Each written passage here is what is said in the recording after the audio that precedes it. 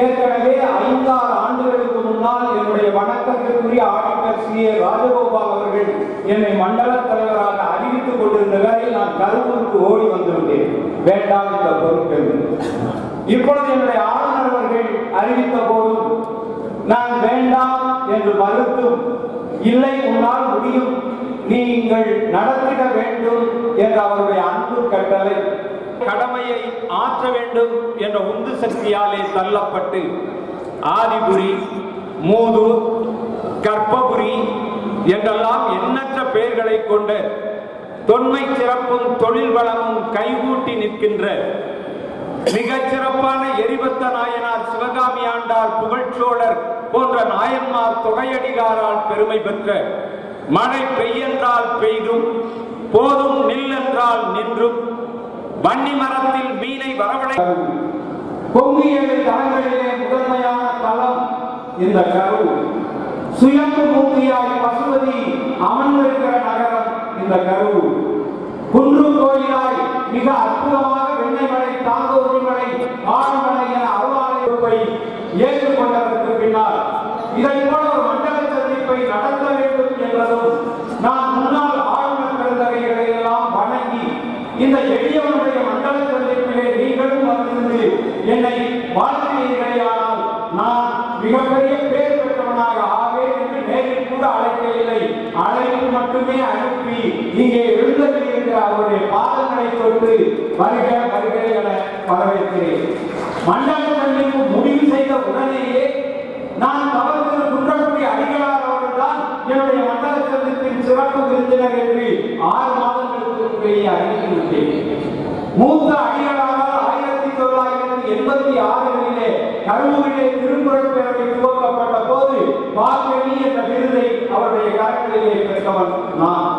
அதற்கு பின்னாலே திருக்குறள் பணி ஆற்றி வருகிற நான் கடந்த 2-3 ஆண்டுகளாக அடிகளார் எழுந்தருள வேண்டும் என்று கேட்ட போதும் பல்வேறு அந்த திருவண்ணாமலை ஆதீனத்திற்கு உட்பட்ட பரம்புமலை உள்ளிட்ட ஆலயங்களுடைய திருப்பணி நடந்து கொண்டிருக்கிற காரணத்தினாலே சுவாமிகளாலே எழுந்தருள முடியவில்லை. இந்த மண்டல மாநாட்டிற்கு நீங்கள் தான் வர வேண்டும் சாமி என்று நான் அழைத்த போது முதல் தேதி தைப்பூச நாளாக இருந்தது.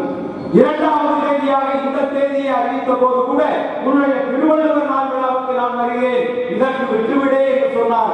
இல்லை சாமி, நீங்கள் தான் வர வேண்டும் என்று சற்று அவர் இருமல் சரியோடு இருக்கிற ஒரு சூழ்நிலையிலும் கூட இரவு 12 மணிக்கு எழுதி இருக்கிற சுவாமி அவருடைய பாதங்களை தொட்டு வணங்கி நான் வரவேற்கிறேன். என்னுடைய அருமை சகோதரர் சைவமும் தமிழும் தலைத்து நிகழ்வும் செட்டிநாட்டு சிற்றூராம் மேலைக்கோபுரி கணேச செந்தமிழ் கல்லூரியிலே தமிழ் படித்து அங்கேயே பேராசிரியர் பணியாற்றி திருச்சி, மதுரை, புதுச்சேரி என பல தளங்களிலே களங்களிலே தன்னுடைய தமிழ் ஆர்வத்தாலே பெருமை கூட்டி தினமணியின் நடுப்பக்க கட்டுரையாளராக சிறந்து விளங்கி சாகித்ய அகாதமி உள்ளிட்ட பல விருதுகளை பெற்று நாள்தோறும் படித்தும் எழுதும் சிந்தித்தும் பேசிக் கொண்டிருக்கிற திருங்காக்கோட்டை கிருங்கை சேதுபதி அவர்கள் எழுந்தருள வேண்டும் என்று அழைத்து அவர்கள் இங்கே வருகை வந்திருக்கிறார்கள். அன்றைக்கு நீ அவர்களே பல நாங்கள் உணர்ந்திருக்கிறோம் என்றார்கள்.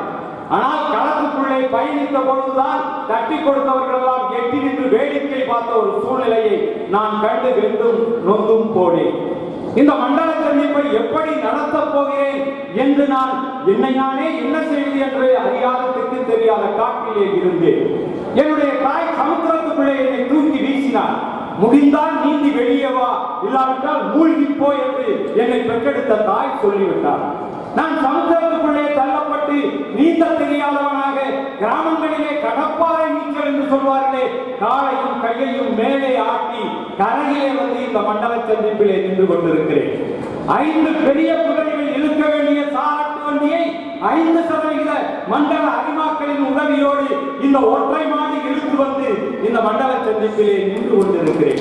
எனவே அன்பிற்குரியவர்களே, நான் இதை இன்னும் 4 மடங்கு பிரமாண்டமாக நடத்த வேண்டும் என்று திட்டமிட்டு பணிகளை எடுத்துக் கொள்ளக்கூடாது.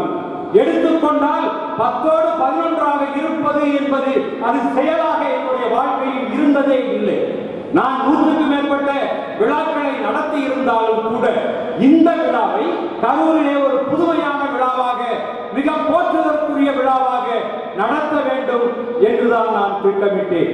கடந்த வாரம் இங்கே என்னை அறிமுகப்படுத்தியவர் சொன்னதைப் போல பொன்னமராவதி முத்தமிழ் பேரவையிலே அடிகளாருடைய திருக்கரங்களாலே தமிழ்ச்சுடர் என்ற விருதை பெற்ற போது அடிகளார் பேசிய பேச்சு ஒன்றுதான் எனக்கு நினைவுக்கு வந்தது. அது என்ன என்றால், ஒரு மிகப்பெரிய செல்வந்தன் வீட்டிலே ஒரு நாய் வளர்ந்து கொண்டிருக்கிறது. நாய் பார்ப்பதற்கே அழகாக அற்புதமாக இருக்கும். அந்த நாய் கதவினுடைய கம்பிகளுக்கு பின்னாலே நின்று கொண்டிருக்கிறது. தெருவிலே ஒரு நாய் ஓடோடி வந்துவிட்டு அந்த வீட்டுக்கு முன்னாலே நின்றது. நின்ற நாய் அந்த பணக்கார வீட்டு நாயை பார்த்து, வெளியே வா, நாம் பயணிக்கலாம், நமக்கு விதவிதமான சோறு கிடைக்கும், எங்கு வேண்டுமானாலும் படுத்துக் கொள்ளலாம், எப்படி வேண்டுமானாலும் அடையலாம், நீ வெளியே வா என்றது. அப்பொழுது அந்த பணக்கார நாய் சொன்னது, நேற்றைக்கு கூப்பிட்டிருந்தால் நான் உன்னோடு தாண்டி கூட வந்திருப்பேன், ஆனால் இன்றைக்கு வர முடியாத ஒரு சூழ்நிலையில் நிற்கிறேன் என்று சொன்னது. ஏன் அப்படி என்ன, உனக்கு என்ன சூழ்நிலை என்று இந்த தெரு நாய் அந்த பணக்கார வீட்டு நாயை பார்த்து கேட்டது. அப்பொழுது அந்த நாய் சொன்னது, நேற்று என் முதலாளியினுடைய மகள் ரதியை விட அழகாக இருப்பாள், அற்புதமான பெண்மணி, அவளுக்கு என்னுடைய முதலாளி திருமணம் பேசினார். அந்த திருமண பேச்சு வந்ததும் அந்த பெண் சொன்னால், நான் கவர்னர் ஷேக் தாவூத் சொன்னா ராபியாட்டேன்னு நான் தப்ப முடியாது சகோதரியிடம் இருந்து. நான் இங்கே கார்த்திக் பாபுவை சொன்னால் அதுவும் பிரச்சனையாகிவிடும். நான் இங்கே சேதுவை சொன்னால் மஞ்சுளா கோபித்துக் கொள்வார். எனவே என்னையே சொல்லுகிறேன். அந்த நாய் சொன்னது, முதலாளியினுடைய மகள் மேலை பழனியப்பன் என்ற இளைஞனை நான் காதலித்துக் கொண்டிருக்கிறேன், அவனுக்கே என்னை திருமணம் செய்து கொடு என்று சொன்னது. அதற்கு அந்த முதலாளி சொன்னார், என் வீட்டிலே 12 ஆண்டாக வளர்க்கிற இந்த நாய்க்கு கட்டி வைத்தாலும் கட்டி வைப்பேன் தவிர அந்த நாய்க்கு கட்டித்தர மாட்டேன் என்று சொன்னார்.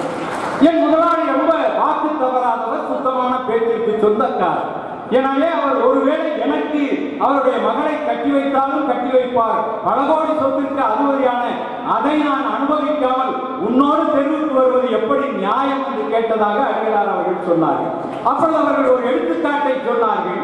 அந்த பெண் மேலை பழனியப்பனை விரும்பியது ஆசை, அந்த நாய் அந்த பெண்ணை விரும்பியது பேராசை என்று சொன்னார்.